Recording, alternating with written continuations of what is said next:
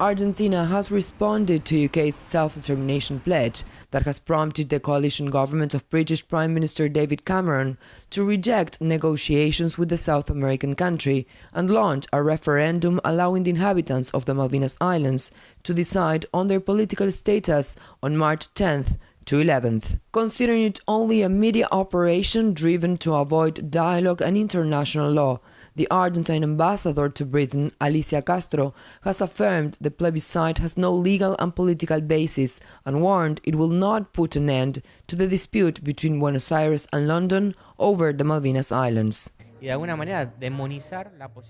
some ways, they're trying to demonize Argentina's position in the world, changing the core idea of the dispute. We are absolutely convinced that UK's agenda is an agenda of resources, just like its colonialist agenda during the 19th century. The Argentine diplomat made his statements while attending an international conference on Malvinas Row at the London Schools of Economics this week. It is being organized by the British, for the British, so that they can say that the territory must be British.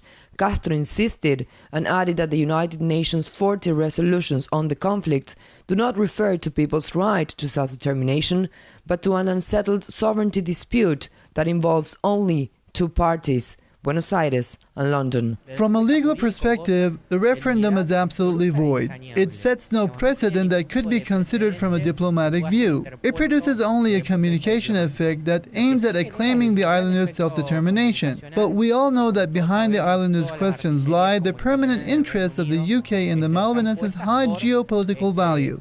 The government of Argentina has intensified the pressure on the UK and ratified also its South Atlantic militarization claims. At the recent UN Disarmament Conference, Foreign Relations Secretary Eduardo Swain accused the British administration of keeping an unjustified and disproportionate military presence in the contested area, involving the deployment of nuclear-capable submarines. Argentina has already denounced the militarization of the South Atlantic by the UK. Now it has questioned the presence of nuclear ships in the area. The South Atlantic is a peace zone. Argentina seeks the preservation of such conditions. We hope the international community reacts to this situation as it has done it before, by fully supporting Argentina's position against UK's reluctant stance. Meanwhile, member of the island's Legislative Assembly, Richard Soule, affirmed next weekend's voting process will show blunt results in favor of the status quo.